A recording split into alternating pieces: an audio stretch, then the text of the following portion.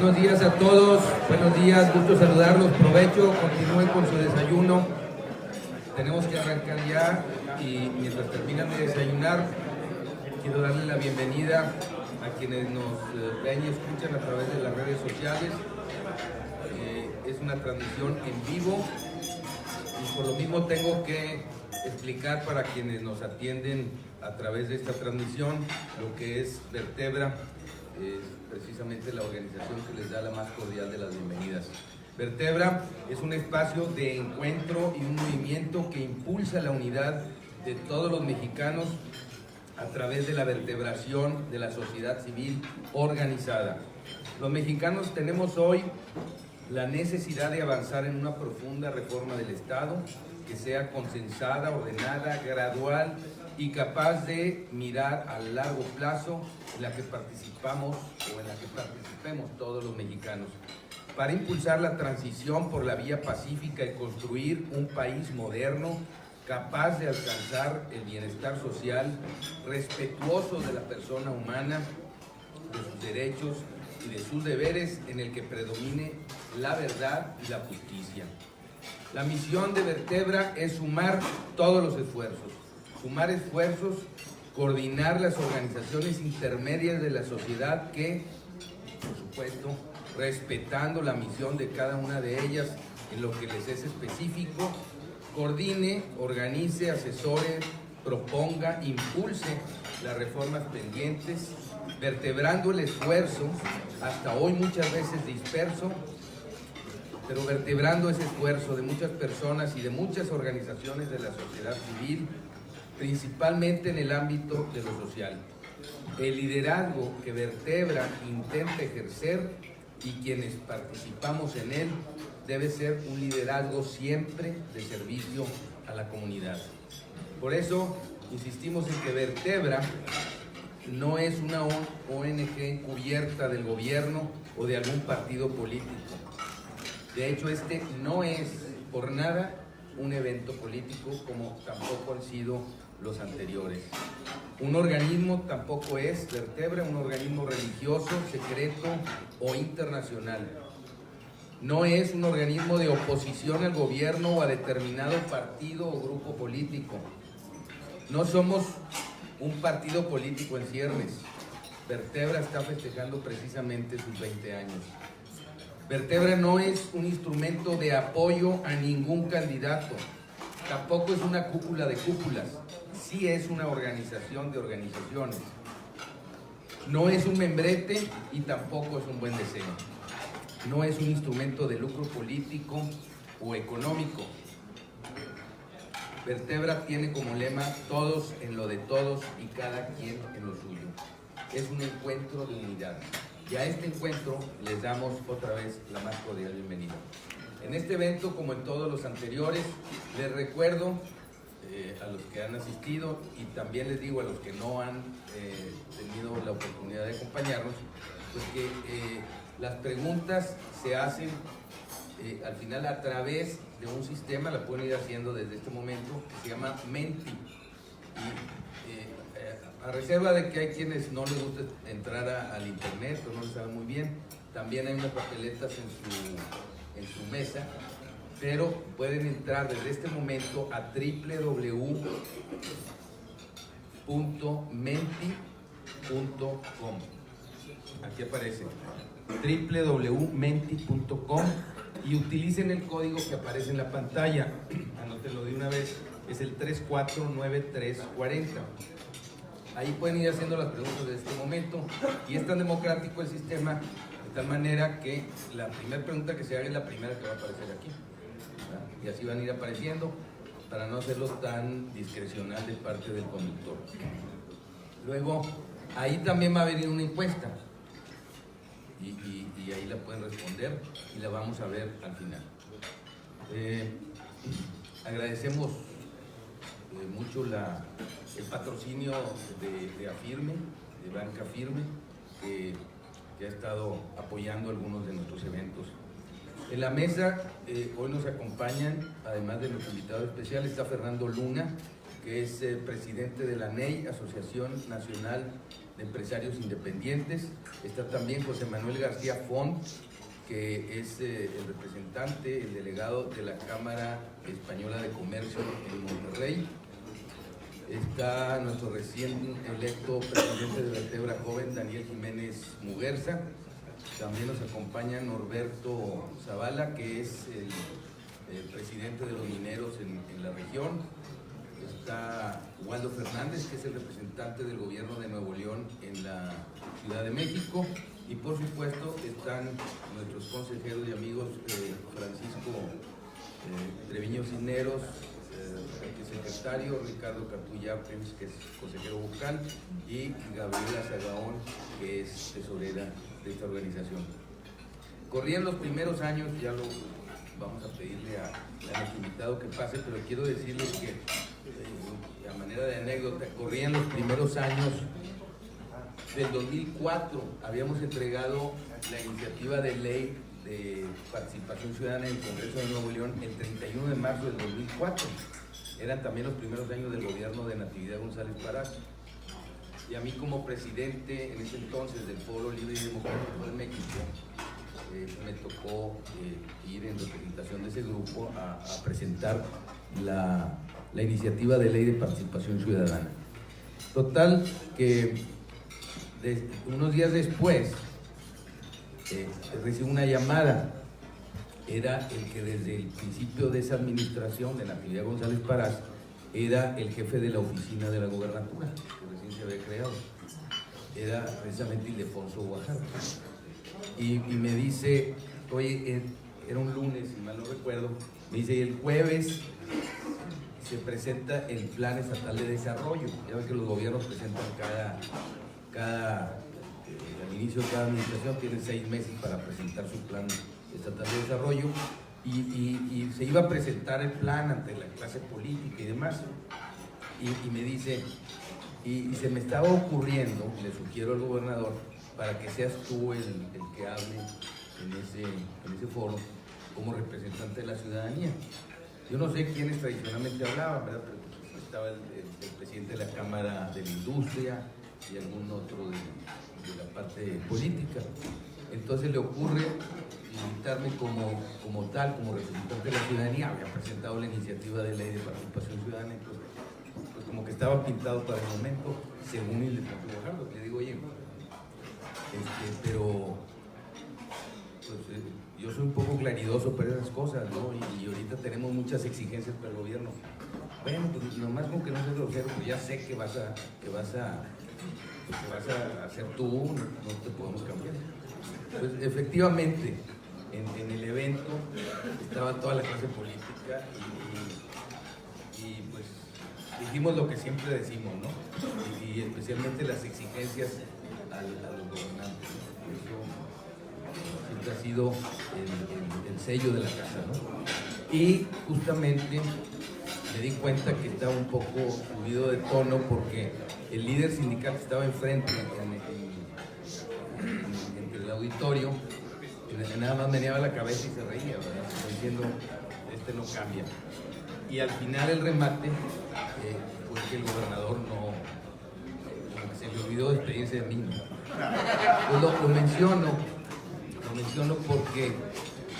porque en ese momento me di cuenta de algo que no había visto en Ildefonso Guajardo. Era una persona que sabía correr riesgos. A partir de ahí lo estuve observando y pues ya hemos visto su trayectoria, especialmente con lo último que pasó en el caso del Tratado de Libre Comercio. Entonces, pues recién se aprobó, más bien recién llegamos a una especie de acuerdo con Estados Unidos en el tema de comercio, del Tratado de Libre Comercio. Le llamamos para invitarlo. Sería genial que nos explicara cómo estuvo, qué fue lo que pasó en detalle. No la parte económica, y yo sé que hay mesas de economistas aquí, pero no esa parte, sino la otra que el resto de los ciudadanos queremos saber. Cómo estuvo el estire de aflojo.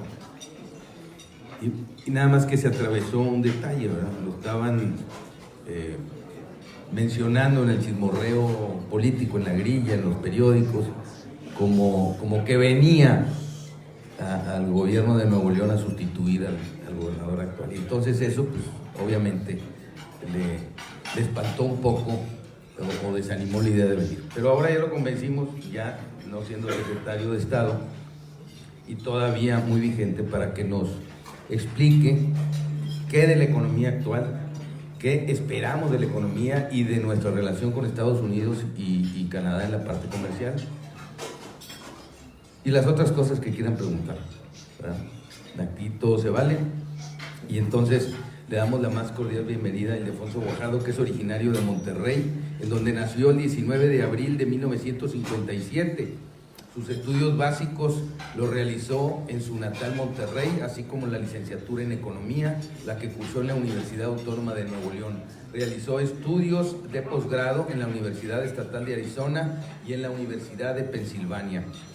Fue economista en jefe de la sección para Brasil y economista asociado en el Departamento de Asuntos Fiscales del Fondo Monetario Internacional del 88 al 91, y en ese año, en el 91, se integró a la Oficina para Asuntos del Tratado de Libre Comercio con sede en la Embajada de México en Washington, la cual dirigió hasta 1994. En la Administración Pública Federal ha ocupado cargos de oficial mayor en la Secretaría de Relaciones Exteriores, subsecretario de Desarrollo Turístico, secretario técnico de Planeación, Comunicación y Enlace en la Secretaría de Comercio y Fomento Industrial.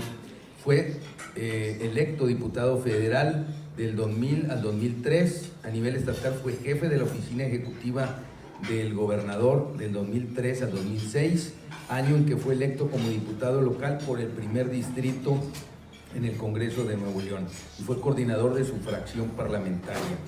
Sus últimos cargos se registran como diputado federal por el segundo distrito del Estado de Nuevo León, presidente de la Comisión de Economía, integrante de la Comisión de Hacienda y Crédito Público y presidente del Grupo Amistad México-Estados Unidos en la legislatura en la Cámara de Diputados, coordinador de vinculación empresarial en la campaña del candidato a la presidencia de la República, Enrique Peña Nieto, vicecoordinador de política pública en el equipo de transición del presidente electo, también Enrique Peña Nieto. Ha sido profesor de tiempo completo en la Universidad Autónoma de Nuevo León, profesor asistente en la Universidad Estatal de Arizona y profesor adjunto en la Escuela de Negocios de Wharton, que es la Universidad de Pensilvania. El licenciado Ildefonso Guajardo fue secretario de Economía del 1 de diciembre del 2012 al 30 de noviembre del 2018. Estuvo todo el sexenio. Le damos la más cordial bienvenida. Gracias.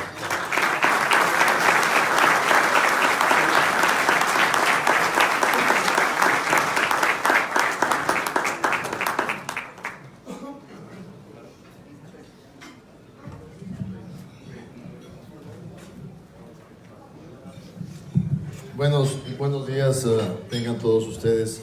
Bueno, primero agradecerle a mi amigo Gilberto Marcos la invitación. La verdad es que esta asociación ha sido, sin duda, vertebra una asociación fundamental en muchos de los temas relevantes para el Estado, para la sociedad regiomontana.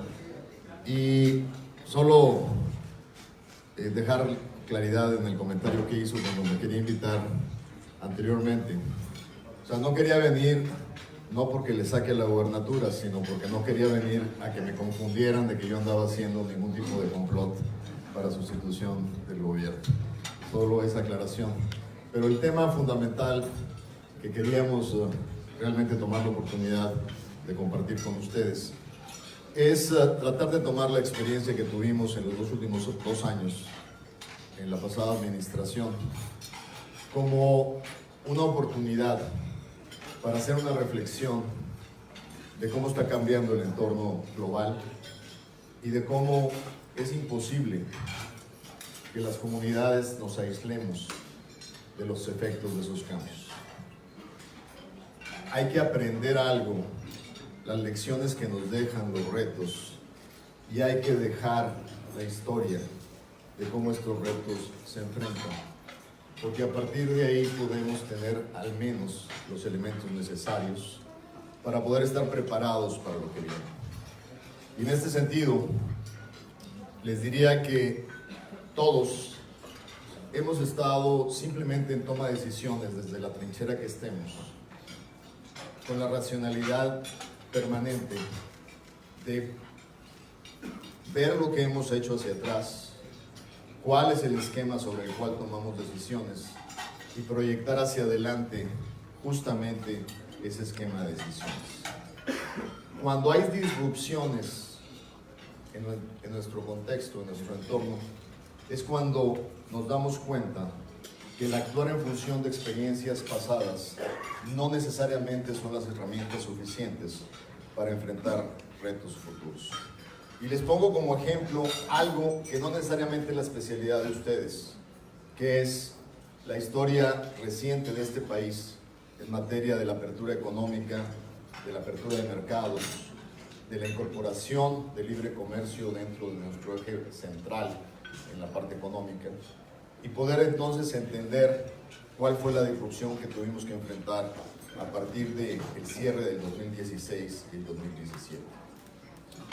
Ustedes lo saben y somos parte de una comunidad que siempre ha estado adelante en el cambio.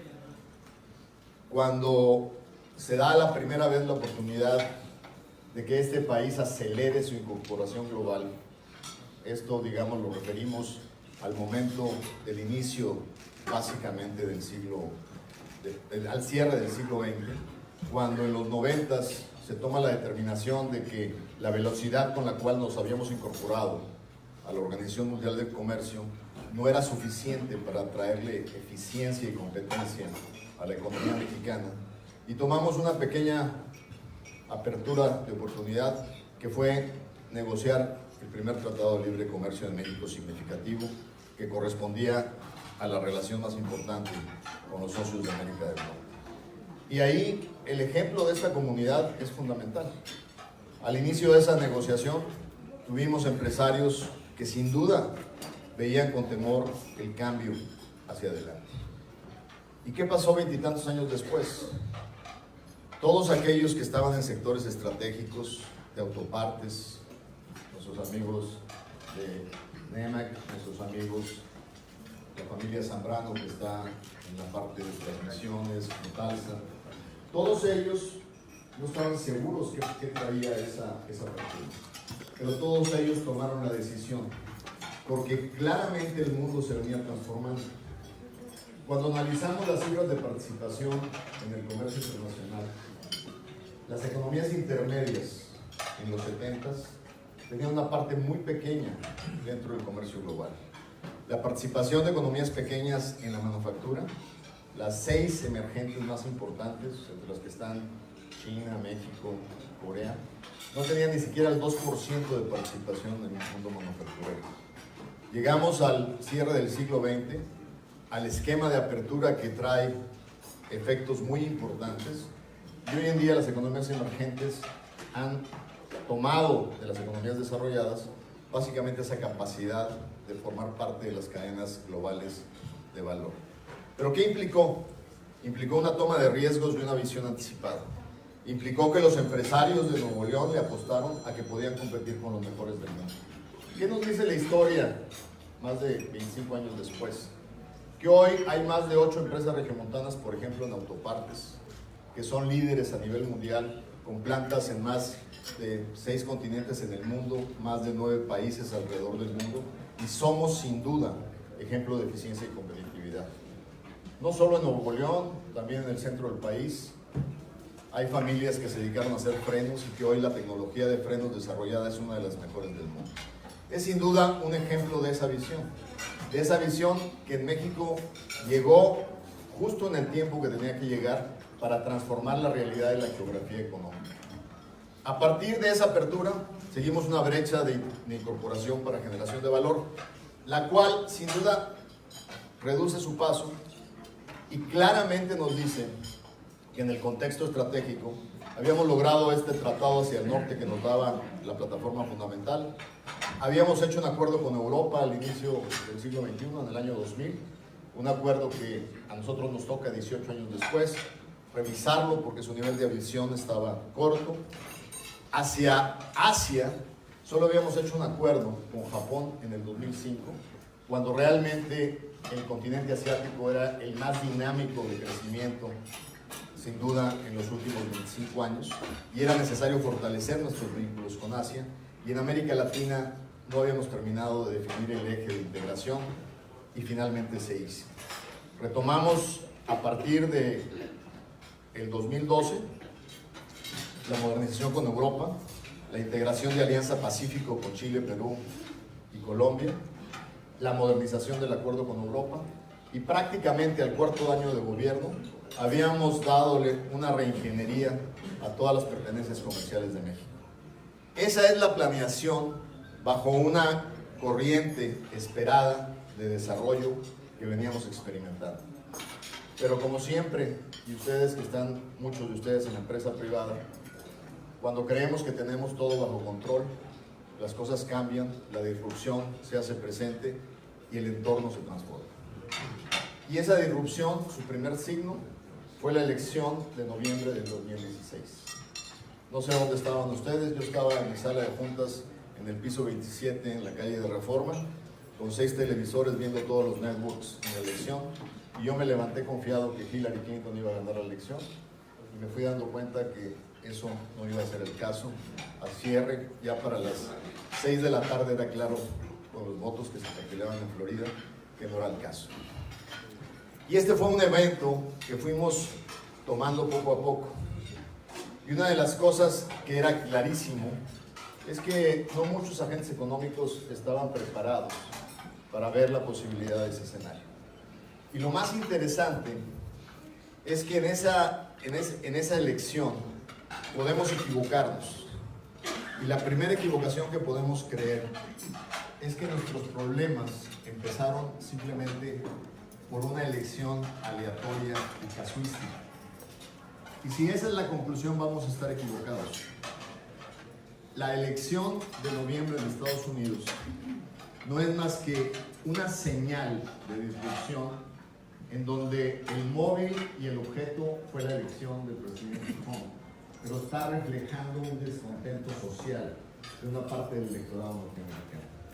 Y así vimos cómo se vino Brexit, y así vimos cómo se vino la elección de Brasil, y así vimos cómo vino el cambio en Italia, y lo que nos está diciendo es que el modelo liberal de apertura, de libre mercado y de globalización avanzó con grandes beneficios, generando reducción de pobreza en Asia, ayudando a países emergentes a crecer, pero descuidando un tema. Y hay muchos aquí, amigos, que ya cumplimos los 60 años y que recordamos. ¿Quiénes eran los anti-globalización o los globalifóbicos en nuestra época más joven? Pues eran la gente de izquierda, la gente ideologizada. Bueno, ahora resulta que los enemigos de la globalización son los perdedores en clases medias y clases medias trabajadoras en los países desarrollados. Son los que creen que el proceso de integración en Estados Unidos, en Gran Bretaña, les quedó a deber porque no les cumplió el sueño de que una generación podía garantizar que la que sigue podía tener mejor educación, podía tener movilidad, podía tener crecimiento. La disrupción creada genera, por lo tanto, la falta de sustentabilidad del modelo económico y empieza a tener consecuencias en las elecciones. Ahora, déjenme decirles que darnos cuenta de esta realidad fue bastante sufrible, y lo primero que tuvimos que hacer es abrir una puerta de diálogo con la nueva administración. Acababa de empezar a arrancar y se tenía la percepción, y fue una idea que yo tuve que constantemente contrabalancear, de que pudiera haber una solución rápida con una visita del presidente Enrique Peña Nieto como primer mandatario a llegar a Washington en el mes de enero del 17. Yo fui de los primeros que no estaba de acuerdo con que esto iba a tener una solución rápida. El presidente electo quería mandar mensajes a sus electores que él iba a componer lo que él, para su visión, estaba mal diseñado en el tratado, que era un tratado malo para los Estados Unidos desde su perspectiva. La realidad, todos la sabemos. El acuerdo entre 20 años ha sido un acuerdo que ha traído beneficios a los 3 países. Sin embargo, en la evolución de la dinámica, las economías avanzadas han dejado posiciones de manufactura porque se han transformado a posiciones de servicios de alta tecnología y de valor. Si ustedes observan el empleo en Estados Unidos, sí observan, por ejemplo, una pérdida de 4 millones de empleos manufactureros de 1990 al 2016. Pero al mismo tiempo en Estados Unidos se han generado 12 millones de empleos en el sector de alta tecnología y de servicios. Esa es la realidad de las consecuencias de la transformación. Pero cuando ese electorado que se quedó sin empleo busca chivos expiatorios, es muy fácil que el liderazgo político les haga creer que el culpable de todos sus males es el vecino que se está llevando trabajos manufactureros. La realidad, como siempre lo dije en el diálogo de Washington, nosotros no somos el problema del Rust Belt o del cinturón del óxido manufacturero de Estados Unidos. Nosotros hemos sido la solución para la que la competencia con China no haya tenido efectos más perversos de los que hoy tiene. Hice un trabajo muy sencillo con los economistas de la Secretaría y les dije, dividan ustedes el tipo de manufactura que se hace en Estados Unidos y vean, por ejemplo, que todo aquello que hacemos juntos sigue manteniendo posición de mercado, mientras que aquello donde no hacemos conjuntamente producción ha perdido participación en el mercado de la producción americana.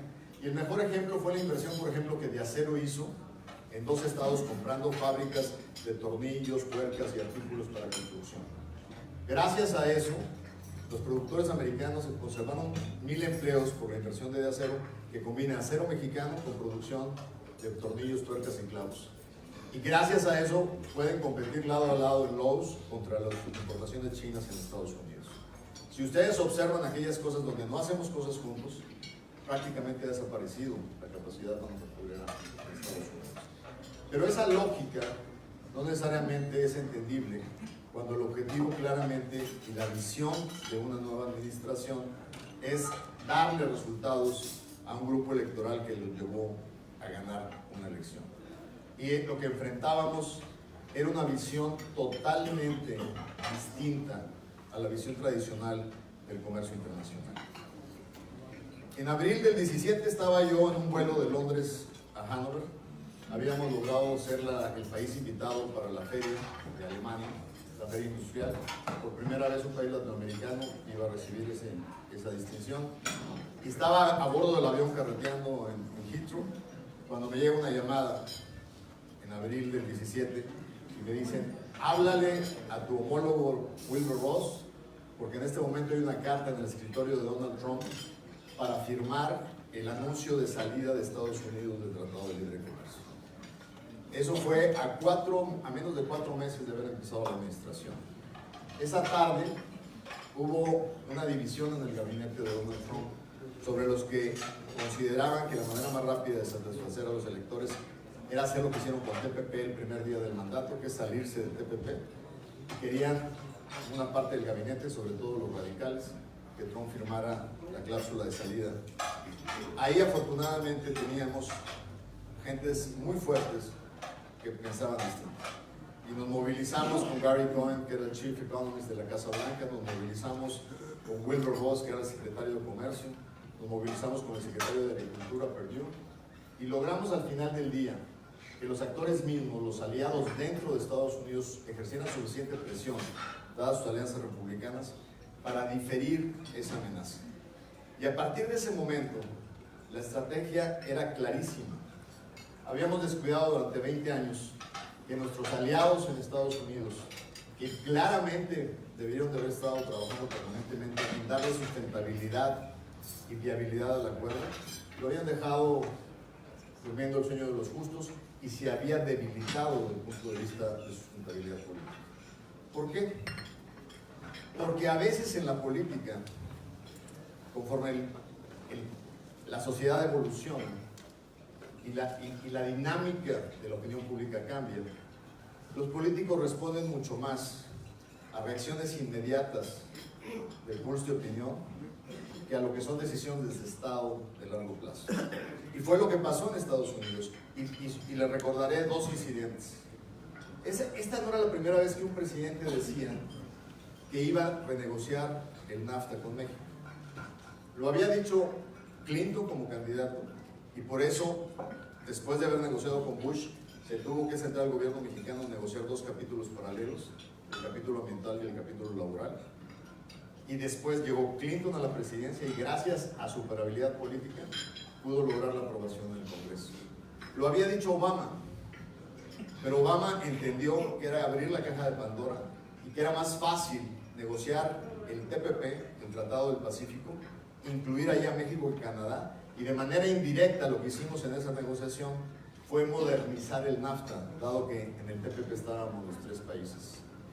Pero este fue el primer presidente que desde que era candidato utilizó como piñata el tema del tratado y utilizó como objetivo o lo elimino o lo voy a renegociar en beneficio de su visión. El problema esta ocasión, para los que habíamos negociado el primer tratado, es que aquí estábamos no aliados los gobiernos de Canadá, Estados Unidos y México cabildeando congresos para su aprobación, sino estábamos gobiernos con visión distinta. Y era entender dónde estábamos parados.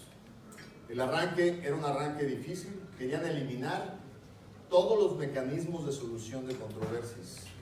Cuando uno hace un acuerdo internacional de libre comercio, no solo está acordando comerciar bienes libres de arancel entre países, también está definiendo las disciplinas para garantizar la certidumbre a la inversión.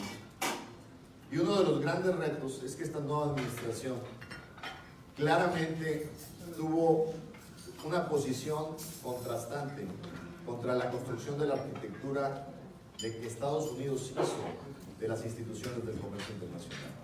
Y entonces querían atentar contra todos los mecanismos de arbitraje, de solución de diferencias. ¿En qué puede haber diferencias? En cómo tratas a los inversionistas, en cómo resuelves disputas comerciales, en cómo violas condiciones que acordaste en el acuerdo. Al quitarle todo eso a un acuerdo, prácticamente estás favoreciendo la relación del más fuerte frente al más débil. Por eso era muy importante preservar los mecanismos de solución de controversias.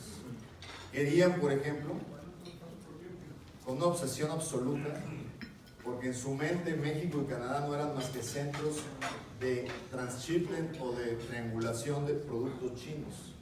Y querían llevarnos a que todos los productos libres de arancel en América del Norte tuvieran 100% de sus componentes producidos en América del Norte. Ustedes saben lo que eso significa. En un mundo global, si no me dejas integrar con productos europeos, con productos, pierdo competitividad frente a otros mercados. Bueno, ahí empezamos a hablar de las 12,000 reglas de integración. Al final de la negociación quedaron inalteradas 11,995 y solo discutimos 5: automotriz, acero, vidrio, petroquímica y fibra óptica, de los cuales la más relevante sin duda fue la automotriz. Pero en esta visión había que tener clarísimo hacia dónde va la visión en Washington.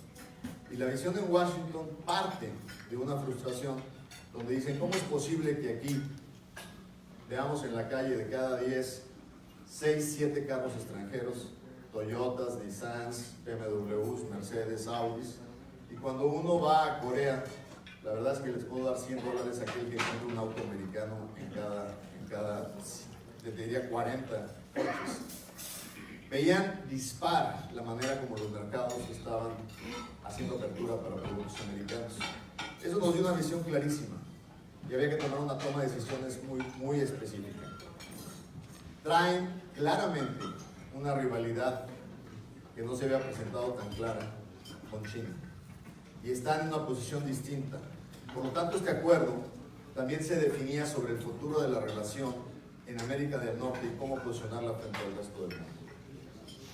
Creo que al final, sin entrar en los detalles específicos técnicos de la negociación, logramos prácticamente preservar todos los elementos de arbitraje, logramos fortalecer la integración en América del Norte y creo que pudimos avanzar en cosas que realmente habían quedado obsoletas y rebasadas. Y unas de ellas tienen que ver con la agenda demócrata en Washington. Y eso es el capítulo laboral y el capítulo ambiental. Y les doy ejemplos muy claros de ello. el primer NAFTA la libramos haciéndolos estos capítulos paralelos, pero no parte del acuerdo. Quiere decir que sanciones no se aplican a violaciones laborales. Cuando hablo de laborales, entonces no quiere decir que México se comprometa a cumplir la legislación laboral de otro país, sino lo que México se compromete es a observar que cumplimos nuestras propias leyes laborales. ¿Y por qué era importante tomar decisiones en este tipo de temas que no eran tradicionalmente temas de comercio en el siglo XX? Porque hoy en día, para darle precisamente sustentabilidad a este tipo de acuerdos, esos acuerdos tienen que ser ganar-ganar para todos, no solo para las empresas. Cuando yo llegué a la Secretaría en el 2013 hubo un caso de exportadores de tomate de Jalisco que los agarraron con 3 trailers con más de 120 trabajadores chapanecos hacinados, con sus familias, con niños que no van a la escuela, donde los menores están expuestos también en el campo a uso de pesticidas. O sea, si eres un empresario que está ganando en el comercio internacional, tu mínima obligación y responsabilidad corporativa es cumplir con las leyes de tu propio país. Por lo tanto, para mí no representó ninguna duda desde el punto de vista de posicionamiento aceptar que el capítulo laboral y el capítulo ambiental formaran parte del nuevo acuerdo y estuvieran sujetos al mismo tipo de sanciones que violaciones comerciales. Dentro de este contexto, el acercarnos a una definición, ustedes lo recordarán, fue sin duda una montaña rusa permanente. Y uno de los elementos que fue difícil es cómo cerrar con Canadá esta negociación. El problema estaba claramente definido por una diferencia de calendarios políticos. Para México era fundamental cerrar este acuerdo con un mecanismo de certidumbre en una transición y en una elección mexicana complicada. Canadá traía otros tiempos electorales y podía llevarse esto en otro calendario. Si México no pone la definición de poder adelantar la solución de la negociación en una manera congruente, todavía ahorita estaríamos en la indefinición total del acuerdo. Las elecciones canadienses para renovar el parlamentario estarán empezando en el otoño de este año.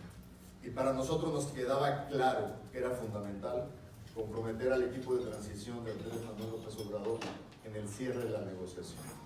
De hecho, en mi mesa de negociación, en mayo, intentamos un cierre en donde quedó clarísimo que endurecimos la pierna y el negociador americano dijo para sí mismo, ¿para qué termino de negociar con este cuate si todas las encuestas dicen que su partido va a perder y que el que seguramente va a ganar es el partido de Morena? Entonces, ¿quién me va a garantizar que lo que yo esté negociando en la mesa me lo van a cumplir? Por eso fue estratégico pedir que el nuevo gobierno electo después del 1 de julio nombrara un representante de Jorge Suciade para sentarse en la mesa de negociación. Y un personaje con experiencia en materia de comercio internacional, que fue el embajador mexicano en los 90s en la OMC, que en aquel tiempo fue la transformación de GATT a OMC.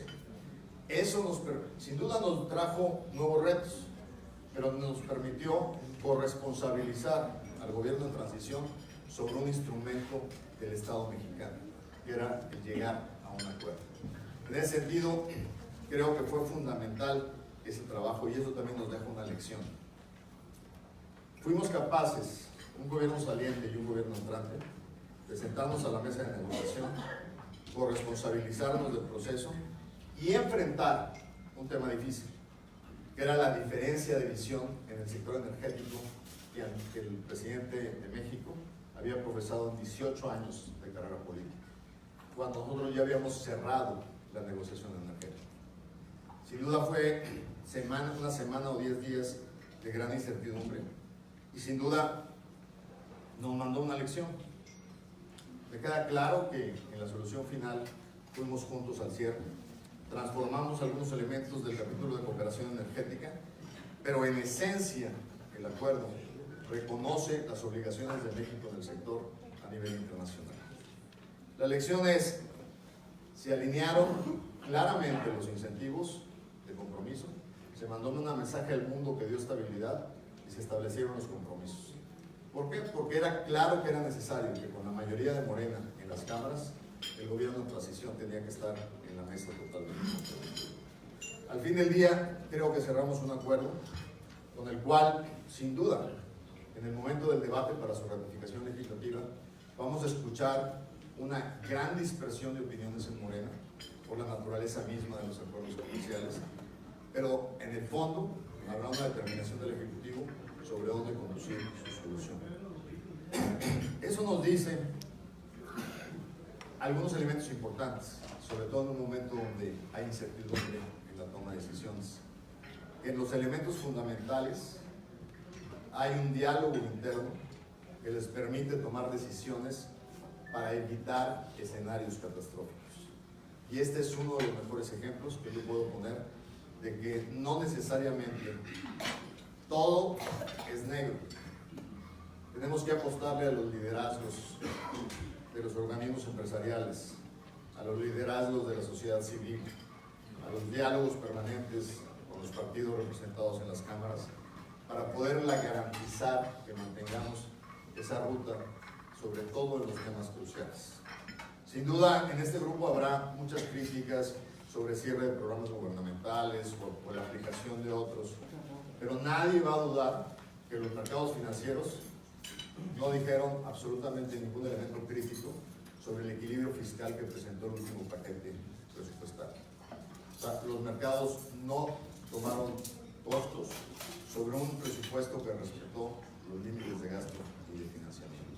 Entonces, mi recomendación siempre ha sido, veamos la ruta donde podemos consolidar elementos fundamentales sin eliminar nuestra libertad de poder ser críticos en los elementos de política pública. Finalmente, para que escuchar sus comentarios, yo les quisiera decir que esta transformación que en la materia comercial la estamos observando, de cómo Estados Unidos se está reposicionando frente al mundo, tiene consecuencias en 1000 áreas más allá del comercio y de la economía, y nos va a probar como sociedad. Y en esas disrupciones están temas como el de migración. En esas disrupciones están muchos otros temas como las alianzas estratégicas en materia de seguridad global. Pero tenemos que estar conscientes que como sociedad no podemos seguir viendo lo global como algo exógeno a la vida comunitaria y a la vida permanente. Y se pone a prueba nuestra congruencia. Y el mejor ejemplo es lo que está pasando y nos va a seguir pasando en materia de migración. Hay un cambio radical y estratégico en materia migratoria, no solo en América del Norte, en Europa y en todos los países, que tiene repercusiones sobre la estabilidad y la viabilidad de los gobiernos. Sin duda, esta comunidad está viendo la expresión migratoria como nunca antes la había visto. Pero lo peor que nos puede pasar es perder congruencia. Nos hemos pasado años defendiendo y solidarizándonos con los mexicanos en Estados Unidos y con la defensa de sus derechos, pero de repente nos encontramos frente al espejo siendo críticos con la presencia de migrantes que se están quedando en la comunidad.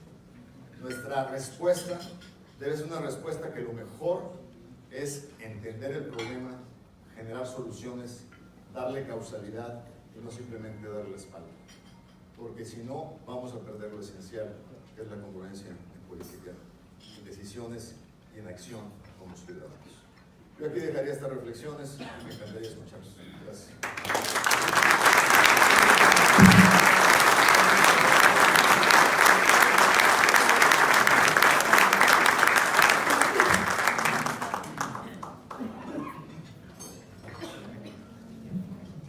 Muchas gracias, licenciado.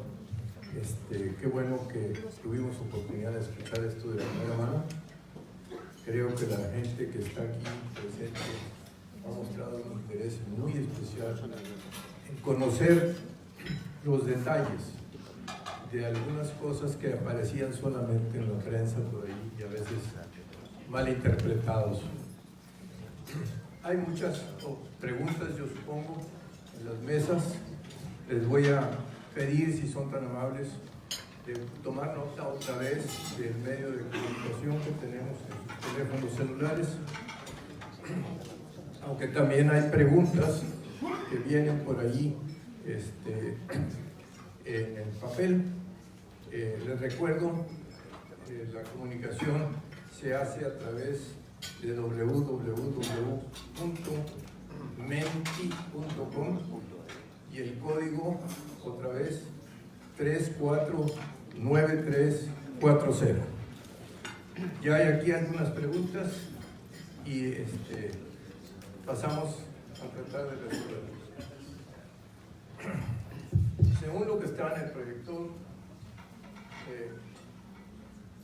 AMLO recientemente ha manifestado estar abierto a hacer tratados, a hacer contratos solo con empresas y gobiernos que sean éticos, al mismo tiempo que se ha anunciado una inversión entre empresarios mexicanos y rusos en el campo energético. ¿Qué opina usted de su énfasis? No, claramente el tema sobre corrupción ética corporativa es un tema que tiene que estar respaldado por fortalezas institucionales. Yo no tengo ninguna duda sobre la honorabilidad del presidente de México personal, pero lamentablemente la honorabilidad no es algo que te puedo transmitir por contacto, sino que tiene que ser un elemento garantizado por las instituciones que pueda crear el Estado mexicano. Entonces, creo que aquí no es cuestión de definir si por origen, el origen de una inversión pueda ser o no ética o responsable. Creo que nosotros mismos debemos definir nuestro propio marco institucional y legal para garantizar claramente la conducta de las corporaciones, las empresas y los gobiernos. Entonces, el gran tema aquí es, nadie duda del compromiso del presidente con los valores éticos y profesionales anticorrupción, pero el tema es cómo los transmitimos en las instituciones institucionales. Muchas gracias. Un poco antiguo amigo nuestro, digo poco porque es de ciertos años para acá, Sócrates Rizo. Relevamos de clústeres para la sustitución competitiva, que sea eficiente en las importaciones y las nuevas condiciones del tratado internacional. ¿Podría comentarnos algo acerca de los clústeres? Relevamos.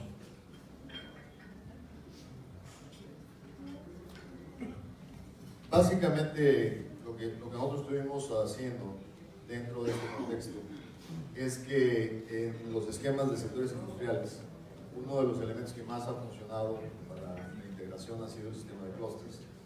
Los clústeres automotrices de la región Bajío, de la región norte-noreste, han sido fundamentales.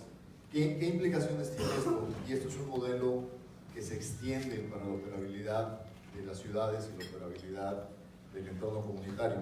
Es la alianza estratégica entre formación de capital humano, universidades, centros de investigación, de los empresarios involucrados en el sector, de las capacidades mismas de los gobiernos para poder apoyar en programas específicos, y es uno de los modelos que más nos ha funcionado. O sea, no necesariamente la planeación estratégica en cuanto a qué se requiere desde el punto de vista de comunicación, logística, transporte de mercancías, logística de comunicación y formación de capital humano, y ha sido uno de los modelos. No sé si por ahí, Sócrates, está la pregunta. El tema es que este modelo se debe de extender a una reflexión de toda la planeación en términos de una ciudad. ¿Cómo fortalecer más la participación de las universidades? La visión misma, por ejemplo, yendo a esto, uno de los temas fundamentales que se deriva de esta... Sí, hay que pagar uno. Uno de los retos que vamos a tener, y es parte de lo que yo siempre argumentaba en esta negociación, yo le decía a mis colegas, a ver, convenzan a su presidente de que es una estupidez estar peleando por empleos manufactureros, que se quiere, según él, regresar a Estados Unidos, que no se los va a regresar, porque lo único que va a pasar es que vamos a apretar el acelerador del cambio tecnológico. Si ustedes ven una planta automotriz hoy, y la comparan con una planta automotriz de hace 10 años, el cambio es impresionante. La robótica, la sustitución de mano de obra es impresionante. Entonces, en 5 o 10 años, la revolución misma de la transformación digital y robótica va a desplazar la mano de obra tradicional y vamos a requerir otro tipo de capacidades dentro de sistemas de tecnologías de la información, de manejo de instrumentos, de manejo de robots. Y es ahí donde la coparticipación para el diseño del futuro está obligada con la currícula académica para ver qué tipo de profesionistas tenemos que formar. O sea, está demostrado con un estudio de la OECD que un niño que nace hoy y que está en la escuela primaria, de cada 10 niños, para 6 de ellos todavía no se crea el trabajo que van a desempeñar. Entonces, la velocidad del cambio implica una participación integral de todos los actores del motor económico de una comunidad para poder prepararnos a la velocidad del cambio. Y ese es un factor fundamental. No solo el hecho de que una universidad, todas las universidades deben de estar revisando claramente los elementos curriculares para poder apegar el diseño de los profesionistas que necesitas y de los técnicos hacia adelante. Gracias. Una segunda pregunta planteada por el tema. ¿Cuál cree que sería el impacto económico para nuestro estado de Nuevo York ocasionado por los conflictos laborales que están ocurriendo en Matamoros y que tienden a extenderse por la región? ¿Qué debemos hacer para evitarlo? Aquí, sin duda, y aquí entre nosotros está un líder laboral de la CROC, que lo felicito por sus declaraciones de ayer, porque nos tenían muy confundidos, de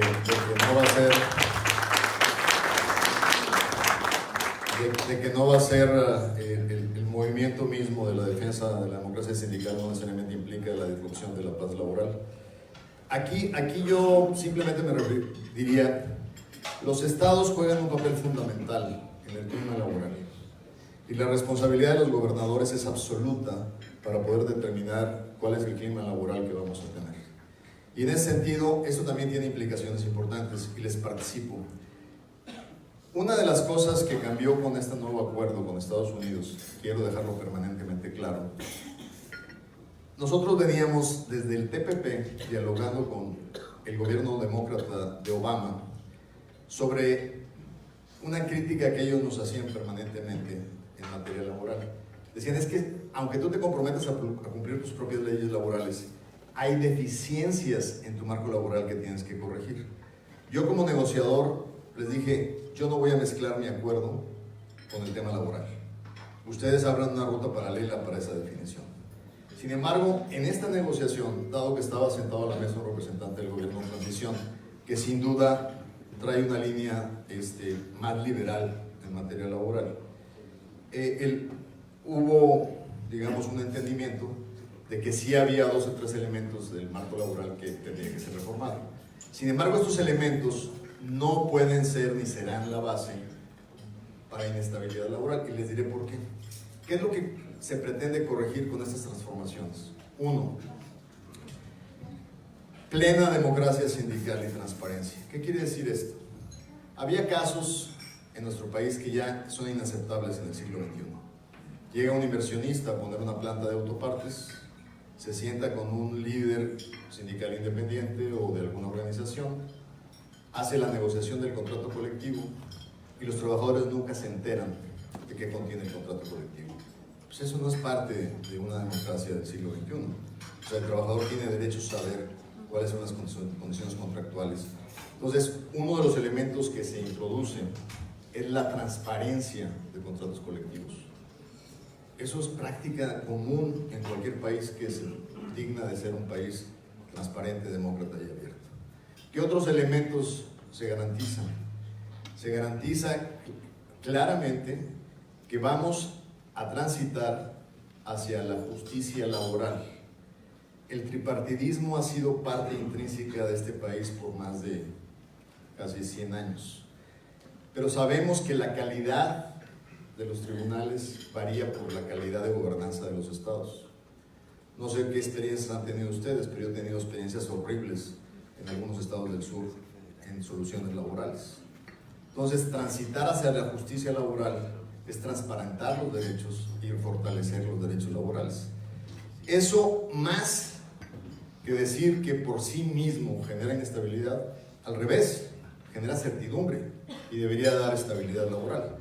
Ahora, esto es independiente, claramente, de lo que va a ser la conformación de la nueva representación sindical y de los acomodos que estamos observando. Pero esa es una dinámica distinta. Y es ahí donde, una vez más, frente al reto del posicionamiento federal en muchas de las áreas, la respuesta debe ser un fortalecimiento del liderazgo estatal, buscándonos los márgenes de maniobra en política pública para poder generar certidumbre y poder ser responsables de las áreas que nos toca ser responsables. Y una de ellas, sin duda, es el ambiente laboral estatal. Muchas gracias.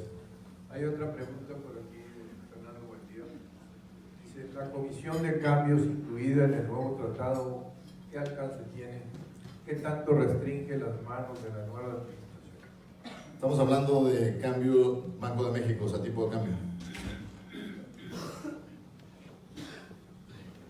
Sí. ¿Quién hizo esta pregunta, Fernando? Yo, perdón. ¿Sí estás hablando de tipo de cambio? Me refiero a la comisión cambiaria nueva. Sí.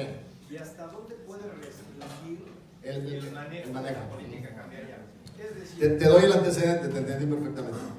La pregunta de Fernando es, en el acuerdo, por primera vez en un acuerdo comercial, bueno, ya había ocurrido un TPP, pero sin tanta fuerza. Una de las quejas de los conservadores en Estados Unidos, inclusive de Ford Motor Company, desde la negociación del TPP, es que hay países que utilizan la devaluación cambiaria como una manera de hacerse competitivos comercialmente. Por muchos años se acusó que China empujaba hacia abajo su moneda para poder tener mayor competitividad frente a otros bienes en el mundo. Esto lo captura Trump en su campaña y dice que él va a luchar contra los trucos de depreciación cambiaria como mecanismos de competitividad. La verdad es que China tiene más de 4 años de estar viendo exactamente el contrario, se está revaluando por las condiciones internas. Pero sin embargo, sí hubo presión para darle una definición hacia el interior. Lo que sí te puedo decir es que la Secretaría de Hacienda y la Secretaría del Tesoro fueron los primeros más preocupados porque el lenguaje no sea un lenguaje que se meta con tu libre manejo de política cambiaria y política monetaria. O sea, y el hecho de que nosotros tengamos un régimen de flotación del tipo de cambio, automáticamente cumplimos con los requerimientos de transparencia en el manejo cambiario. Entonces, esto está escrito en el nuevo TEMEC como un anuncio para las futuras negociaciones de Estados Unidos frente a Japón, frente a China y frente a países asiáticos. Y la verdad es que hacia el interior de América del Norte, específicamente México, no exige nada de lo que no estamos cumpliendo ya desde el punto de vista de transparencia, ni tendrá implicaciones de restricción de la política monetaria o la política cambiaria. y déjame ampliar nada más un segundo la pregunta, Sí. porque quisiera saber si además esta misma comisión provoca que el día de mañana, si la nueva administración quisiera tener otro tipo de manejo cambiario, es decir, que el día de mañana nuestro secretario de Hacienda o nuestro gobernador decidiera pasar a un tipo de cambio fijo, una banda o inclusive Bingo, o hasta un corralito. bingo, ya diste el clavo. Al revés, te restringe a que no puedas. A que no puedas, es decir, como inversionistas mexicanos O sea, acabas de tocar un punto en un tema que es válido para todo el acuerdo. El valor de este acuerdo cambió después del 1 de julio. totalmente. Gracias. Una tercera pregunta, que alguien anda preocupado por el PAN, que anda buscando a Samuel García. Ya lo pagamos. Para que sea su candidato para el 2021. ¿Usted cree que en el PRI se pueda dar la posibilidad de que se abra a otras alianzas similares? A ver, yo creo que en una reflexión sobre cómo están evolucionando las cosas, la estructura de partidos políticos nos debe de quedar claro que no traemos lo suficiente para ganar elecciones si no es una visión más ciudadana y más ampliada. O sea, el mensaje de la elección de Nuevo León, el mensaje de la elección pasada en México, es un mensaje claro que la estructura tradicional de partidos políticos tiene que cambiar, que los partidos tienen que reformarse y que tienen que presentar claramente una agenda que se compatibilice con el sentido ciudadano. No veo hoy a ningún partido político por sí solo con la capacidad de, por más bueno que sea su candidato, con la capacidad de ser suficiente para llegar a ganar la elección.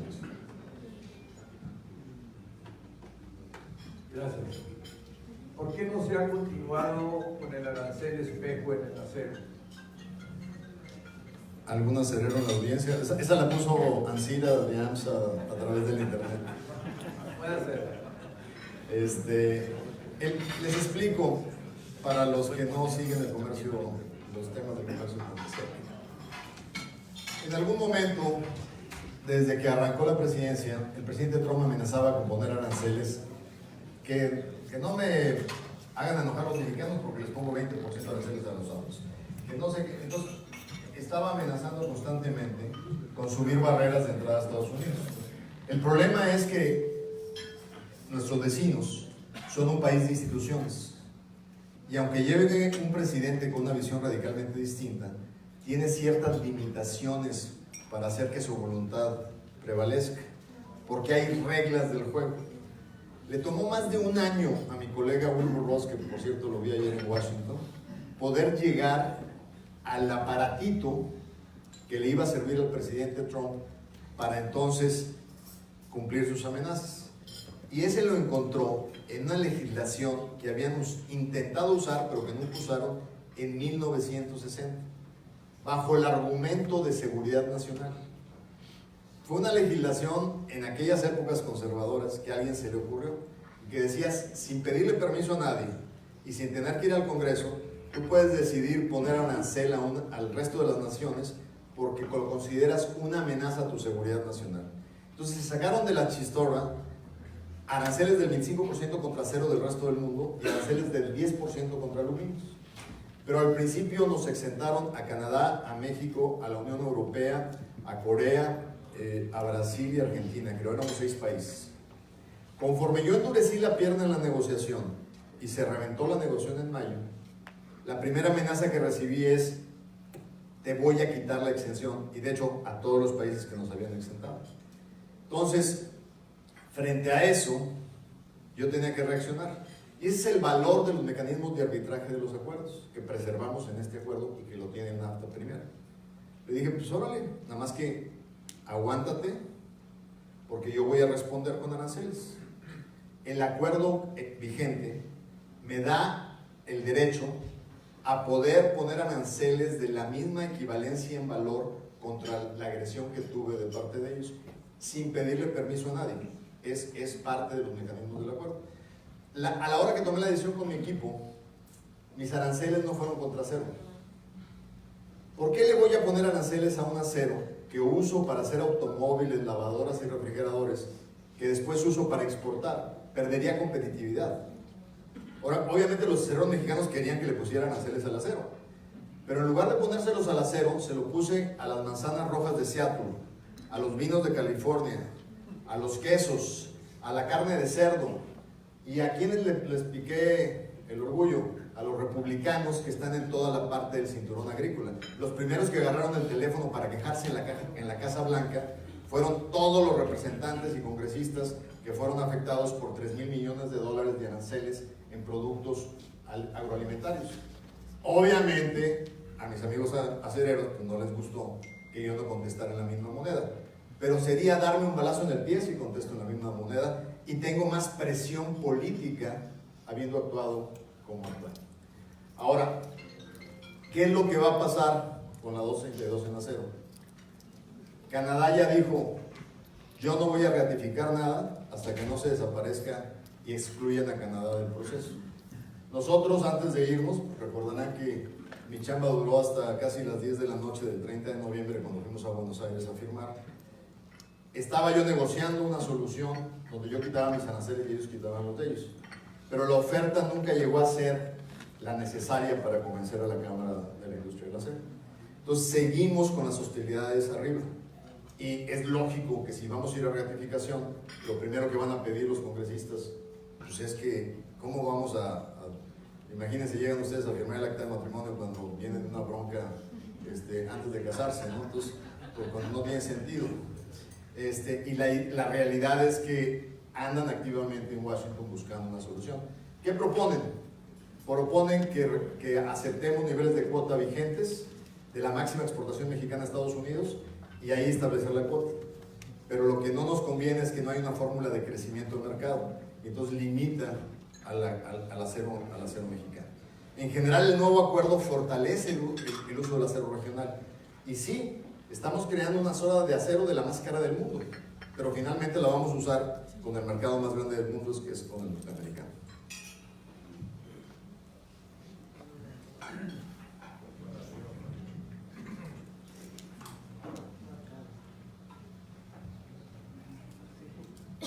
Tenemos quien hizo estas preguntas para después contestarles, aunque sea por internet. No sabemos. No sabemos. ¿Cuál es su opinión sobre el quehacer cultural? Usted está obligado con la Academia de La verdad es que una de las cosas que creo que es fundamental para toda comunidad es el desarrollo de la cultura. Y la cultura es algo que todos aprendemos que no es exclusivo de ningún segmento social. O sea, es enriquecedor darse la vuelta a las principales exposiciones aquí en Marco o en la Ciudad de México y ver claramente que la sociedad, desde todos los segmentos, disfruta el arte en cualquiera de sus expresiones. Creo que es un sector fundamental que le debemos de poner mayor atención. Y somos afortunados porque hay mucha gente en Nuevo León que se dedica a fortalecer esto desde la sociedad civil y lo hacen con una gran entrega y con toda su participación. O sea, me ha tocado estar en la apertura del ballet que preside la señora Santos, Bárbara Garzazada, en lo que ella encabeza. La verdad es que es extraordinario lo que la gente de la sociedad regiomontana hace por la preservación del arte. Vamos a recibir una pregunta directa de parte de Juan Manuel. Ni modo, Poncho. Bueno, primero que nada, saludarte. Gracias. Voy a tratar de hacer mi pregunta muy centrada en el NAFTA. Fue donde nos tocó coincidir hace casi un cuarto de siglo. Tú, en la parte del sector público, el gran equipo del sector público, y yo en la parte del sector privado. Que por cierto fue una gran colaboración del sector público y del sector privado. Yo creo que las únicas. Bueno, pasando a otro punto. Uno de los objetivos centrales cuando se negoció NAFTA era hacer NAFTA Plus, o sea, ir creciendo, ir enriqueciéndolo. Entonces mi pregunta muy concreta es, ¿por qué no se hicieron las políticas públicas necesarias para complementarlas y aprovechar su potencial pleno? Y además, ¿por qué tuvimos que esperar a que llegara Trump y en lugar de ser un NAFTA Plus, digamos un NAFTA Minus? A ver, primero, la primera parte de tu pregunta. O sea, tu primera parte de pregunta es por qué lo descuidamos 20 años y permitimos llegar a un punto como el que llegamos. El tema, si tú lo analizas, el acuerdo, que fue sin duda de las mejores decisiones de política pública para Estados Unidos, para México y para Canadá, llevó una ruta de crítica porque no hubo en Estados Unidos las políticas públicas para compensar a los perdedores, pero había muchísimos más ganadores, más no organizados como los sindicatos u otras organizaciones. Llegó a ser un pasivo político tan grande que no sé si tú recordarás, vino el presidente Clinton a un evento en México para reconocerle el gran trabajo que hizo para el crédito aquel que se consiguió puente del gobierno norteamericano. Y en el Auditorio Nacional iba a haber un gran evento donde se le daba las gracias como el papá de haber pasado la ratificación del TLC en aquel tiempo. Clinton pidió que quitaran del video el reconocimiento del TLC. El TLC se empezó a convertir en un pasivo político para los demócratas. Y el tema es que lo trataban de esconder. Cuando yo llegué a la administración del presidente Peña y en mi primera visita a la Casa Blanca, mis colegas en Estados Unidos, cada vez que teníamos eventos públicos, no usaban la palabra NAFTA, porque en Opinion Polls estaba claramente dañada. Usaban North America Competitiveness, porque le tenían miedo a usar la palabra NAFTA. Se convirtió en un tema donde los políticos le sacaban la vuelta, a pesar de que sabían que como política pública era lo correcto. Entonces, eso nos lleva primero a entender su deterioro, por qué Obama dijo que lo iba a renegociar, por qué Clinton hizo los paralelos, por qué fue tema de campaña. Y eso también te dice, yo no estoy de acuerdo que lo que tenemos es un NAFTA minus, no estoy de acuerdo, y te digo por qué. El NAFTA que teníamos, el TLC original, era un muerto, era un zombie, andaba caminando por inercia. Políticamente, era cuestión de tiempo que políticamente iba a reventar. Nuestra obligación era cómo hacerle reingeniería, manteniendo las fortalezas de integración en América del Norte y blindándolo políticamente contra el debate. El que crea que los problemas de México se acaban suponiendo que en 2 años no se reelige el presidente Trump, está equivocado. Y reto a quien quiera apostar lo que quiera apostar, que vamos a ser centro del debate en la próxima campaña presidencial, inclusive desde las filas demócratas. Entonces, el haber blindado el acuerdo con muchísima mayor fortalezas en materia laboral, con muchísima mayor elementos de integración para evitar desconfianza de que estamos siendo puerta trasera para las importaciones chinas, el haber fortalecido la industria automotriz de América del Norte con reglas sí muy complejas, mucho más difíciles que en el NAFTA 1, pero al fin del día le estás dando un blindaje político para que no nos pase el proceso de incertidumbre. ¿Qué conseguimos con cerrarlo y cerrarlo de la manera que lo cerramos de acuerdo con el gobierno en transición? Primero, quitar la lápida de incertidumbre que había sobre nosotros. Y segundo, algo que hay que observar. El que el NAFTA hubiera desaparecido no solo tenía las consecuencias sobre los beneficios de este comercio. Las consecuencias peores es que hubiera sido una tentación para que los intereses proteccionistas de la economía mexicana empezaran a sacar las uñas otra vez y regresarnos 25 años en el proceso de apertura. Ese es el riesgo más grande, deshacer lo que hemos logrado construir desde el punto de vista de plataforma de integración global. O sea, la caída del NAFTA hubiera revivido elementos proteccionistas en la economía mexicana. Entonces yo creo que hay que entenderlo en su circunstancia y en su dimensión. Sin duda, estoy de acuerdo contigo, hay mayor nivel de complejidad en algunos de los temas, pero de cómo aspiraban a hacer las cosas al principio a cómo terminamos haciéndolo, la verdad es que logramos preservar el espíritu más importante del acuerdo y sus beneficios. Muchas gracias, Silvio. Y una pregunta de alguien que se identifica como pro-montaña, Enrique Burguete, Isabel Montiel. ¿Cómo califica la entrada de Jesús Seade a las negociaciones de ustedes? Como una afortunada coincidencia, trayendo a alguien quien es experto en la materia.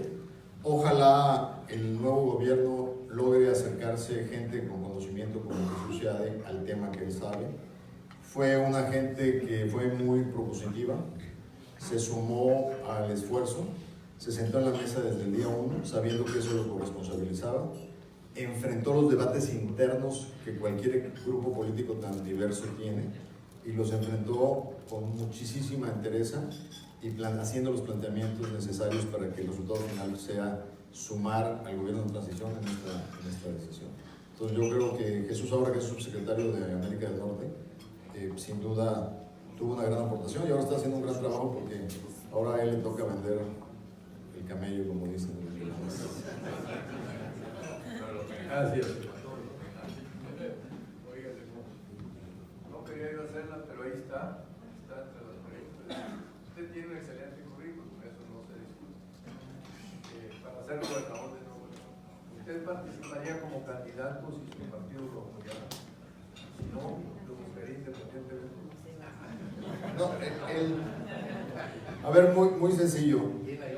Muy sencillo. Tengo desde los 17 años siendo servidor público, con algunas interrupciones por estudios.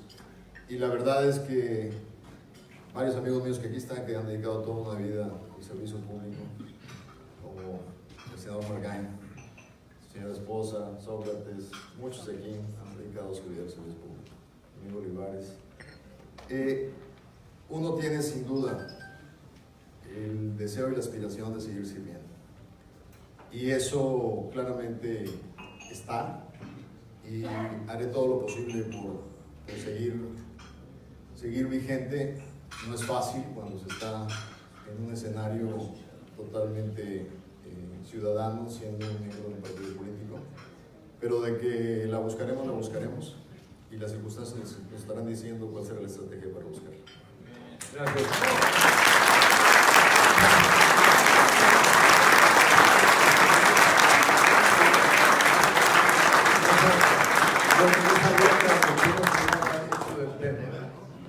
En su momento había la necesidad de plantearlo de la sorpresa que nos enorgullece tener. ¿Seguirá Trump golpeteando los tratados entre México y los Estados Unidos solo para su? ¿O se cansa primero o nos va a seguir usando como enemigos de todos los males de Estados Unidos y pondrá su cerca que cada vez está más financiada por ellos? Yo creo que esa es una pregunta que nos permite hablar sobre dónde estamos. El tratado fue firmado el 30 de noviembre por los 3 líderes en Buenos Aires, en contexto de la reunión del G20. Fue el último acto del presidente, nos tocó trabajar hasta el último día. Fue muy tenso porque los canadienses había una mucha tensión en la relación de Canadá con Estados Unidos, y se logró firmar. Ahora tiene que ser ratificado. Lamentablemente la ratificación entra en un momento de alta complejidad, donde el pleito entre los demócratas y los republicanos está en su nivel más alto, y donde tenemos que apostarle a que habrá la voluntad de los demócratas para mandar el mensaje que no en todo están en pleito con la administración o con los temas importantes para el país. No va a ser fácil, va a ser un proceso difícil. El presidente está encantado con el acuerdo, el presidente Trump. Quedó satisfecho porque hay elementos que le permiten, digamos, no desfondar su mensaje, ¿no? De hacer más fuerte la región de América del Norte, traer de Asia manufactura hacia América del Norte. Todos sabemos que el país con mayores ventajas para hacerlo, si mantenemos las condiciones, es México. Pero en ese sentido, ¿cuál es la amenaza? Si este pleito sigue aumentando, el presidente Trump puede decir, ahí les va el TEMEC, pero también ahí les va la carta de salida del NAFTA original.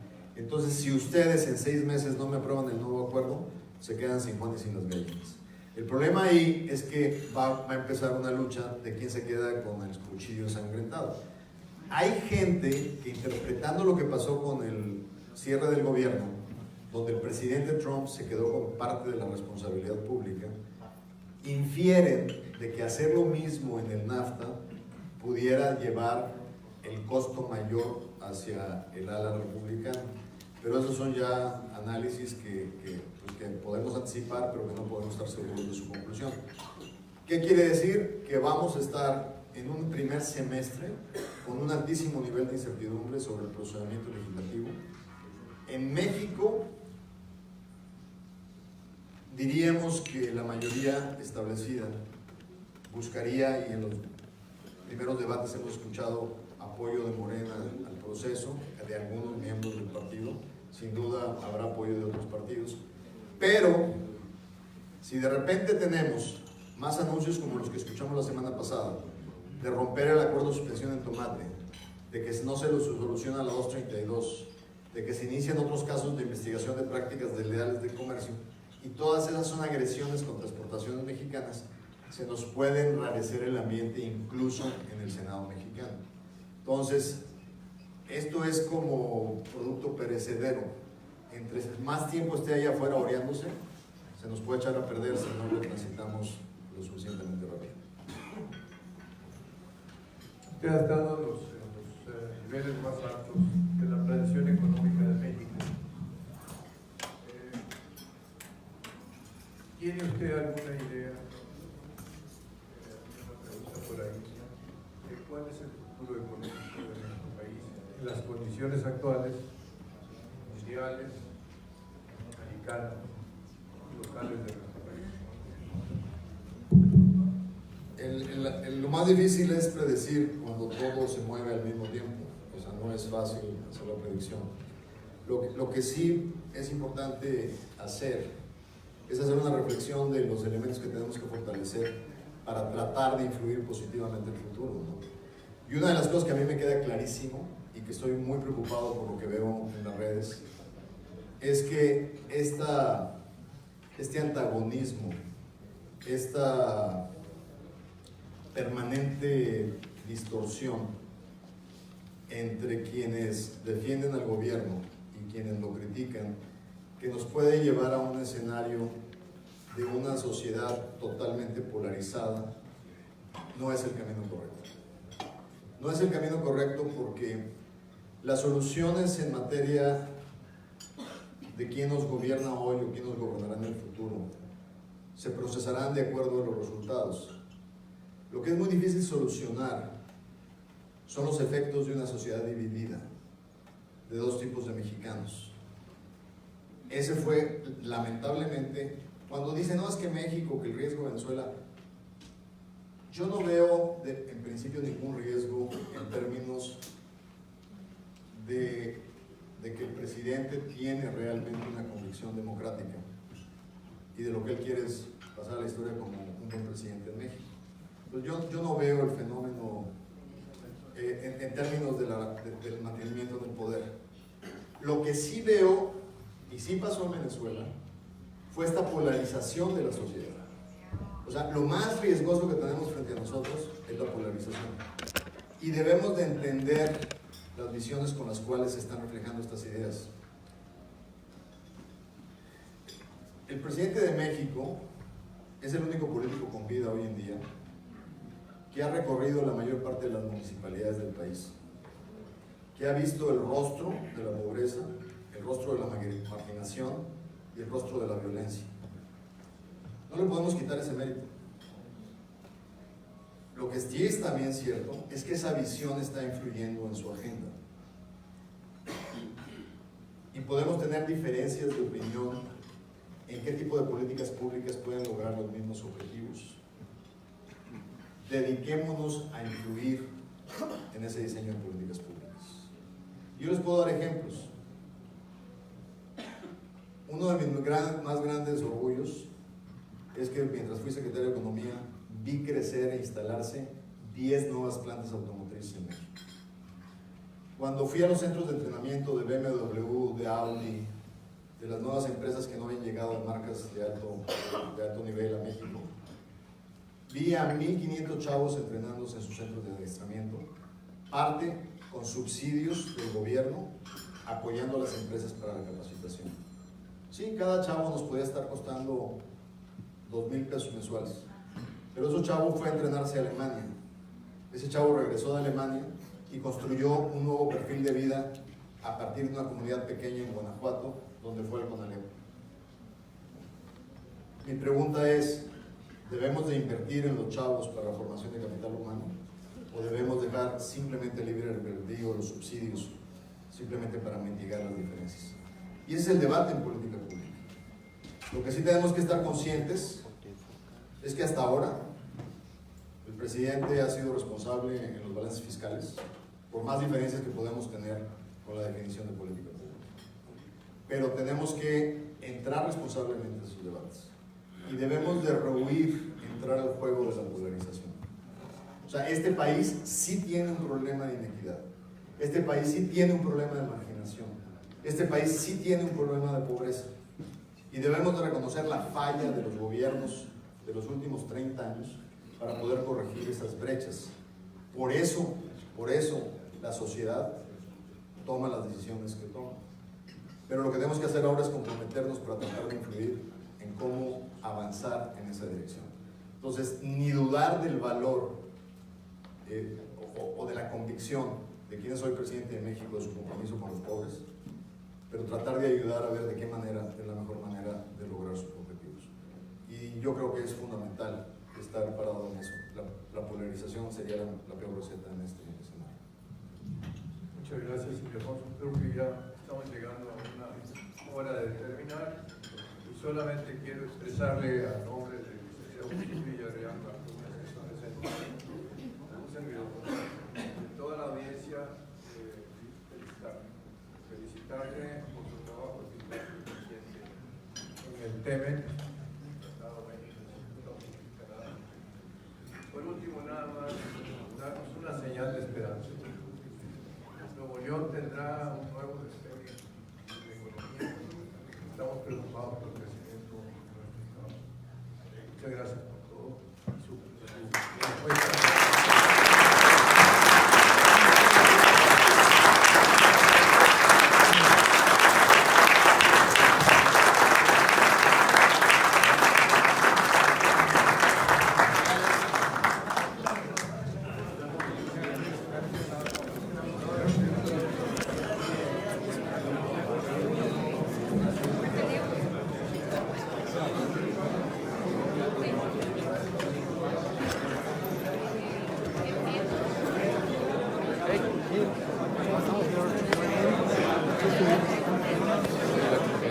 Igual.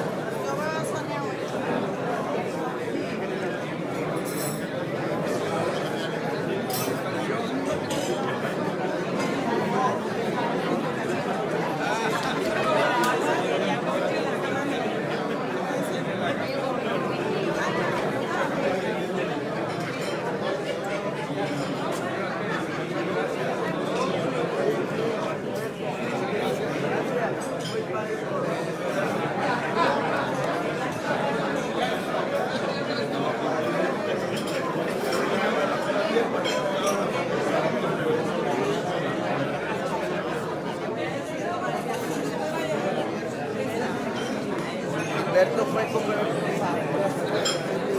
para mandarle a mi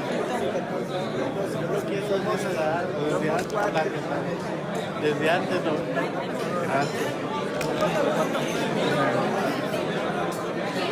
Saqué tu celular. Pues es que no, ya no puede tomar la foto. Si la torre quiere salir, ándale, mira así. Este celular no la toma. No es cierto, aquí está.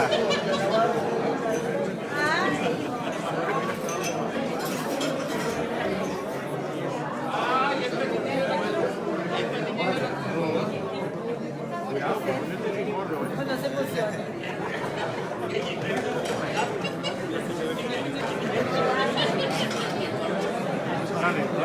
Hugo.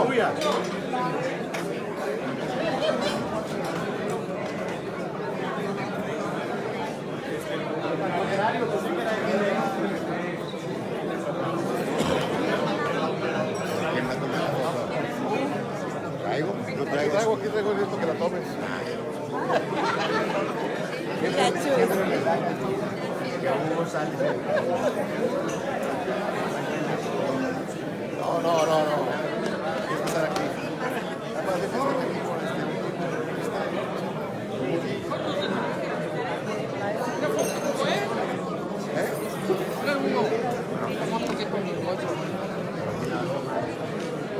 Yo tomo una selfie.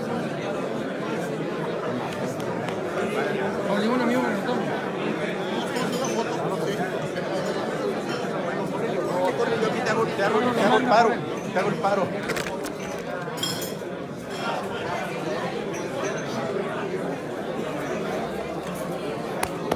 Nos vemos igualmente para desayunar, ¿no? Sí, ya, me ayudas a coordinar.